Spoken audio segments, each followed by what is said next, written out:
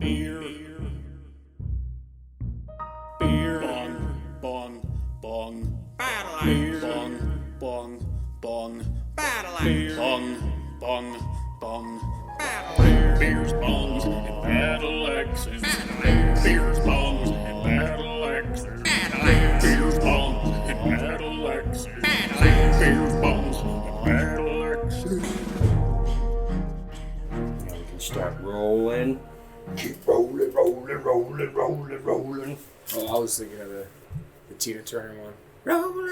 Rolling on the river. That was CCR before it was Tina Turner. But I like Tina Turner's better. Really? I love that southern rock feel of the original. That's like a good joint smoking song. No, it is. Both are very good in their own rights. And this has nothing to do with the podcast we're recording right now. Sorry, Welcome folks. to the Tina Turner versus CCR podcast. I think it's an Elton John song. No, I think we had this debate before, and I looked it up, and it was CCR, because they did that song back in the fucking 60s. We're talking about Proud Mary? Probably, yeah. Proud Mary, keep on boiling, and we're rolling. And who were you saying did it, Mike? CCR, Creedence Clearwater No, that was a Revival. revival. That's the name of the band, is Creedence Clearwater Revival. No, but it says right here is a song written. Oh, perfect. Yeah, you're right. Fuck myself. John? Fogerty. Fogerty. He's the lead singer and guitarist for So CCR. I'm just wondering where Elton came into play. I'm sure he's probably done a fantastic rendition of it before. Probably. All right, but anyways, I'm that asshole who talks the most, Mike, joined with my compatriot. Tyler, the guy who says right and 100% all the time. You had some very good points about the video games last week, sir. Thanks, man. I was trying that time. But, yeah, so we've done a movie review, 2 movie reviews, 3 movie reviews if you count.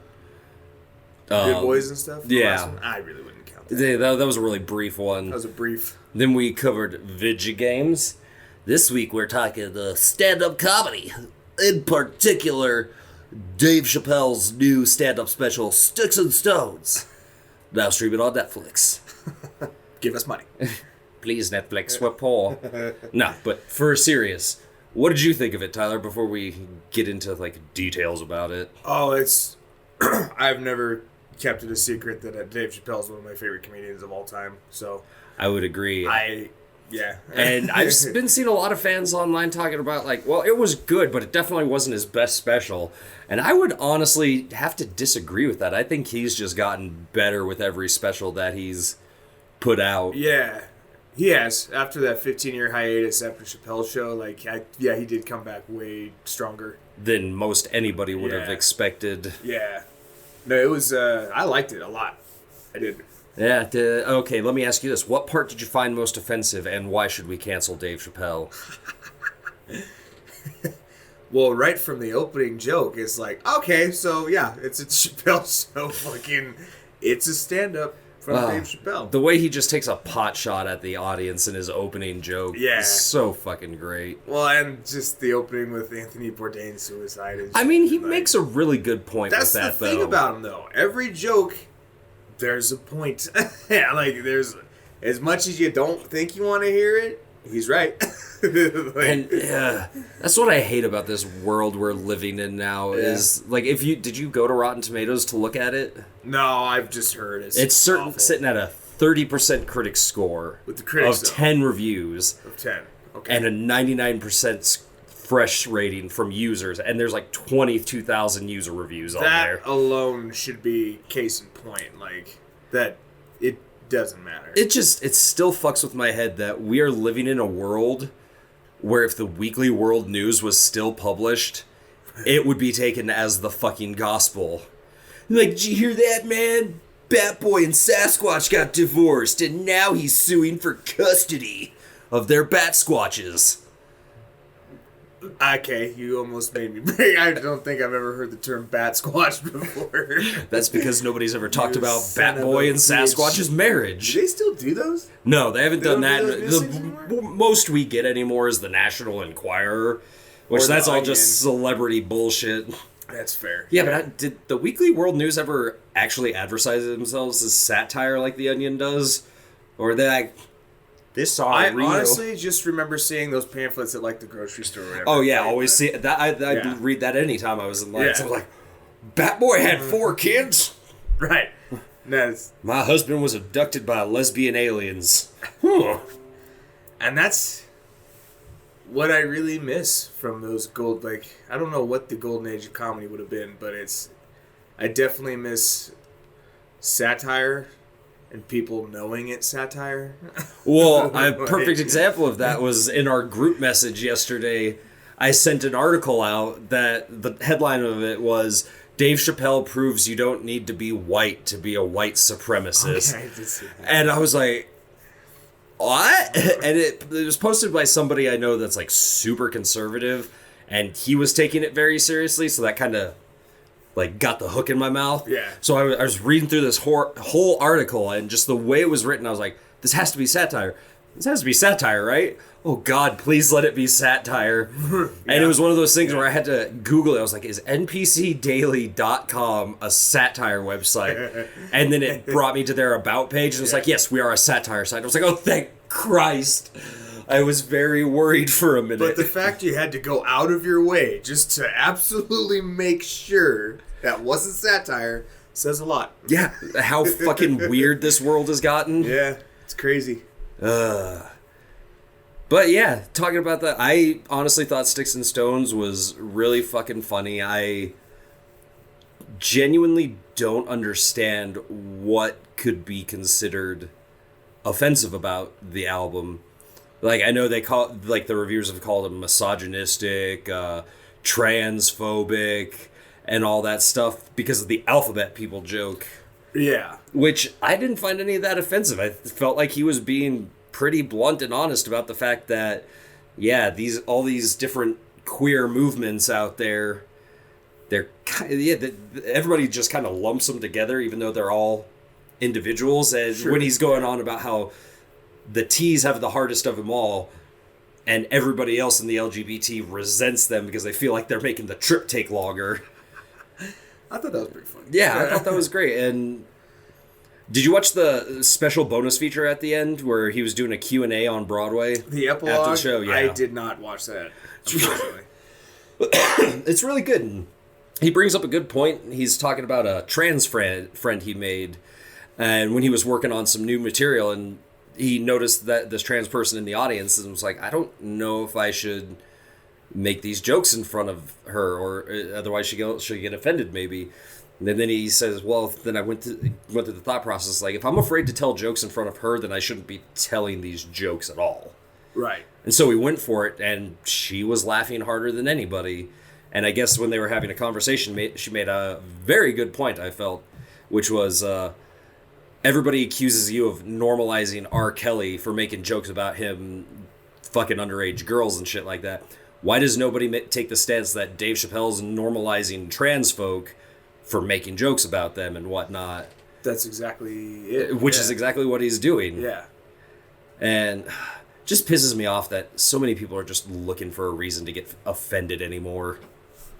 Well, yeah, and that just goes to show that comedians, even if you're considered like a don't give a fuck comedian like Louis C.K. or Bill Burr, like they do care. They take into consideration, like, they don't want to upset people, but at the end of the day, they're just fucking jokes. Exactly. So it's like, comedians kind of have a duty to push those boundaries, though, to say the things absolutely. that are offensive. And those are my favorite types of comedians. Oh yeah. I want to say I get off on it just because the real world and society these days is just so fucking uptight, and then you just watch those to be reminded that it's not so bad. Yeah. Like, the more I see in the news these days about just anything, like, these people are outraged in canceling this person. These people are outraged in canceling this person. I just find myself thinking, I wish George Carlin were still alive. I know. Because right? he would take the ever-living piss out of every single one of these motherfuckers. But I don't think it would have mattered. Twitter is a hell of a thing, man. Twitter's the fucking devil, in my opinion. It really is. And I don't know if it'll ever go away. I don't think it will, but the fact that it could end a man's career in just a couple fucking seconds is a couple crazy. presses of a button. Just crazy. I don't know. I kind of feel like Twitter will eventually cannibalize itself. I'm Like, hoping. all that will turn Really into am hoping. infighting, and then all it takes is somebody in the upper management of Twitter to get scandalized, and then that whole company just kind of crumbles into dust. Mm-hmm. And the thing about all this cancel culture stuff, like, I'm not really against it. I mean, I really like with R. Kelly and shit. You know how long that's been? Like, the pee jokes and the closet jokes have been around since we were kids. Like, that's how long R. Kelly has been doing this shit. And That's a little bit different, though, because R. Kelly actually got taken to court for that. No, he did. Following the process of the law. Right. The cancel culture that I'm super against is people like Andy Signore, no, and like the stuff Pro with Chris Jared, Hardwick and yeah, stuff. Chris like, Hardwick, where... No, like, shit, when you're bringing limelight to shit like that, yeah. But when it's a he said, she said kind of thing, and it's always leaning towards the girl, even though she was completely wrong in the situation, that's what sucks about cancel culture. The cancel culture's just gotten out of hand. Like, Yeah. one person did it properly, you know, Harvey Weinstein, Kevin Spacey, like, and then everybody's like, this is licensed to just fuck over anybody we want. You get canceled, you get canceled, you get canceled. Yay! Yeah. Oh, Kirby, pushing your social justice on everyone. Well, that was like, I sent you that video, this has to do with social justice warriors and whatnot. That game developer who fucking killed himself because of Zoe Quinn putting him on fucking blast. That's the kind of cancer that I am just so fucking sick of. Like, Zoe Quinn is a cancer, and she needs to be fucking punished for that. Yeah, any women on that kind of level, they need to be investigated. Bottom line, like, it's just so stupid. The man literally fucking died, and she pushed him to kill himself. Yep, and then she just has the balls to be like, I never wanted this to hurt anybody. She and deleted blah, her Twitter after all that shit too. Deleted her Twitter. And then she'll come slithering back like a fucking snake, and like 6 That months down the road. Kind of shit just is so upsetting to, like, it physically upsets me because suicide is a big deal for me, and a lot of people with depression, it's just, and just to manipulate a guy and just fuck with their emotions that much where they just kill themselves. Especially you're gross. I wish you off this planet. Especially when in the example of that guy, from everything that they've talked about, it sounds like he had kind of temper. He was a bit of a shitty person, but he was actively working on trying to better himself as a person. Right. And then just this happens, and he's like, well, time to go. Yeah, and I was watching another video. It might have been the one you sent me, but some black guy video. Yeah, just him, and that's the name of the YouTube channel. All right. Yeah. No, but it was him in an interview about that game he did. I never heard of it. Is it Into the Wood I can't remember the name. Yeah, of the but game. it was a game about depression But and it was, suicide. yes, exactly. That was the underlying tone of the entire game, and yeah, it's just sad, man. It's sad. One of the another criticism about Chappelle's stand-up that's been really bugging me is everybody's getting on his shit for defending Kevin Hart and Louis C.K. And I just want to know, when did the idea of friendship become a bad thing? Because, you know, that's what growing up always taught, like, if you're friends with somebody, you ride for that motherfucker till the wheels fucking fall off. Right. Stick with your buddies.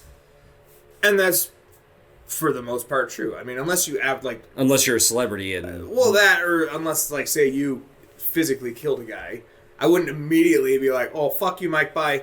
Be like, well, why'd he kill him? What happened? Yeah, but let's find out all the facts. Let's find out really what fucking happened. But if you just straight up had a bad day and killed a guy, I'd be like, well, yeah, fuck you, Mike. Yeah, you sorry, buddy. Everything coming to you. But, yeah, this, like, with the... And both those things that he was talking about with Kevin Hart, I laughed my ass off. Right. I tell him, hey, that's gay. And I bash him over the head with a dollhouse.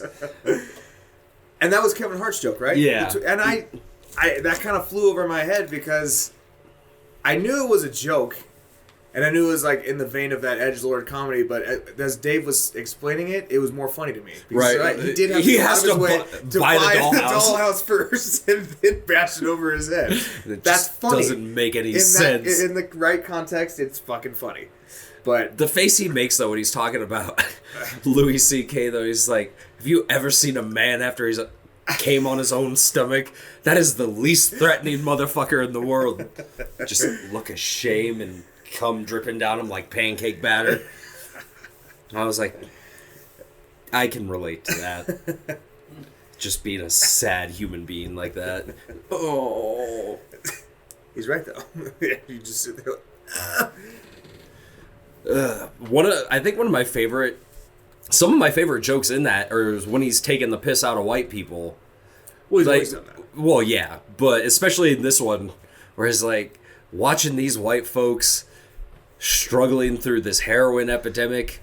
I now know what it feels like to have been a white person watching the crack epidemic. I don't fucking care. Just say no. He was 100% right, though. It's funny shit. His delivery for jokes these days and just the way he writes them, so fucking good. And I'm curious to know, of those reviewers, the critics themselves, what was the age range on those guys?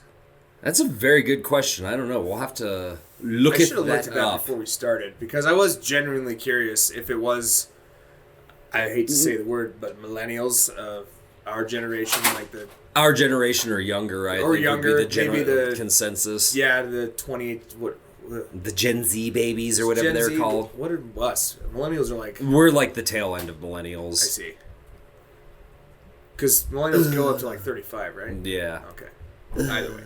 I don't want to be. Was that white supremacist article fake? It was. Oh. I looked it was up. fake. What were we talking about? Well, the age range of the critics Well, for I that guess that's stand-up really. special. I guess I should be fair and not lump all our generation, but that just seems to be the rolling trend these days. Is when you think social justice, you think the Karen-looking women with the blue hair, and they're like 23 years old, causing a scene. Yeah, just shouting at somebody with a microphone Yeah. because they're a man and they're the patriarchy. Yeah. You know, I gotta say, anytime I see a social justice warrior talking about dismantling the patriarchy and blah, blah, blah, I'm just sitting there thinking to myself, where is this patriarchy and how do I get on board? I could do with some wealth and power right now. And that's where that shit, why we need that shit, because it, like we were saying before, it's true. Like, it wouldn't be funny if it wasn't true. Right. And if you're that self-aware to laugh at the jokes, then you're going to be all right. But if you physically believe that Dave Chappelle means everything that he's saying, then that's on you. You have a problem. You had a sheltered existence full of participation in trophies and being told that you're so special and you can do whatever you want. I'm not going to lie, one of my favorite jokes was the fucking Macaulay Culkin joke. Oh, yeah. I was like, I'm not a crying. pedophile. I'm not a pedophile. But if I was. I'm like, that sounds like some shit I probably would say. Right. Like, The bit that had me laughing the hardest was the Juicy Smollier. oh, from Bit. Vampire. Yeah. Yes. Yes. That shit had me laughing so goddamn hard. Because he's like talking about a couple of racist, white racist people calling him a F and N. He's like, that's not how racist white people talk. That sounds like some shit I would say. Yeah. Oh, God bless Dave Chappelle. He's doing the Lord's work right now, and he's got a heavy load to carry because we don't have a George Carlin anymore or Richard Pryor's. I mean, the second most offensive comedian I can think of right now is Bill Burr, and his shit's toned down over the years. Not so much offensive as more of a just no filter kind of dude. Right. So. Oh, and he'll say some fairly ignorant stuff from time to time, but it's always either prefaced with or preceded by, I don't know what the fuck I'm talking about. I'm just some bum from Boston. Right. But And of course, there was Louis C.K. before his untimely death. in that horrible masturbation accident. It was so funny. I'm very curious because a lot of these people that are complaining about Dave Chappelle and whatnot are probably people old enough to remember when Bill Burr was getting damn near booed off stage about a decade ago in like Philadelphia. Yeah. And spent his whole 12-minute set just talking shit to the audience until eventually he won them over and got a standing ovation at the end of it. When was that? Like a decade ago at some sort of like comedy festival out east, and Sounds it's a beautiful. great video. They're booing him. He's just like, fuck this, fuck all you guys, you're all a bunch of fucking morons, and just keeps talking shit for like 12 minutes straight, and he just won that crowd over by the end of it.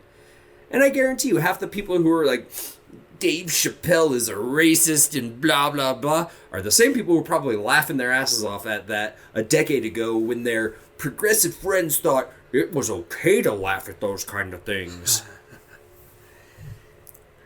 And I've been seeing a lot of people talk about, Dave Chappelle's too good to be punching down like that. I was like, no.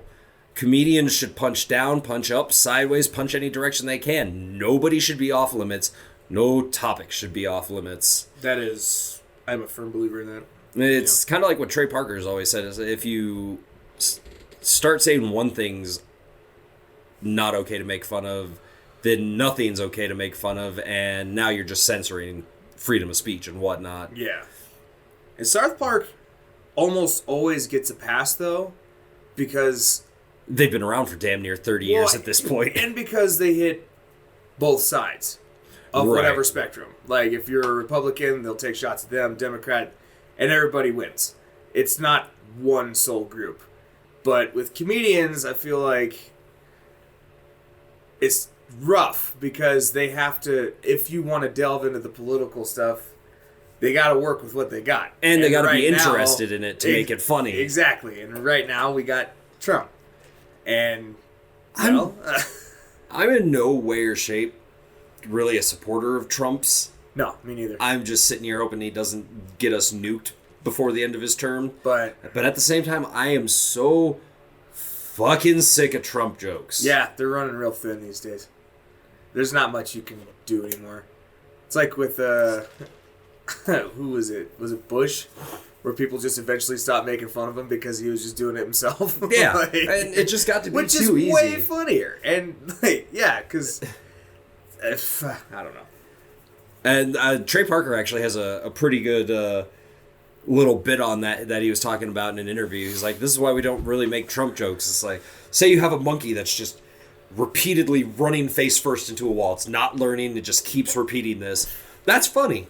I can show you the funny monkey doing these weird things. I can talk about the funny monkey doing these weird things, but there's no real way to make a joke that's going to be funnier than just seeing that fucking monkey run into a wall repeatedly. That is the best metaphor I think I've ever heard in my life. You're absolutely right. Like, that's bottom line. And that's why I got kind of over SNL the past couple seasons, because it's like, we get it. You're all staunch liberals. You disagree with everything Trump's doing. Yeah. But for God's sakes, Trump jokes are taking up 40% of your season, and the rest of your season is hurting because of it, because your non-political sketches just aren't that funny anymore. Right. And, well, neither are your political ones anymore, because you're beating a dead horse, and that dead horse is beating its dead fucking wife. Who's screaming? You got him. You got Jared. No, it's yeah. Man, it's just the weird time we live in. It really is. Because I feel like, and I'm not dogging on you if you're a Trump fan, if you're listening, whatever, but I just feel like everybody gets so butthurt more easily. Because I feel like Obama jokes were funny. I laughed. I voted for the dude. But I feel like people just, now with Trump, they can't take the joke anymore. It's like, I don't know. They don't like having their superiority questioned. Yeah.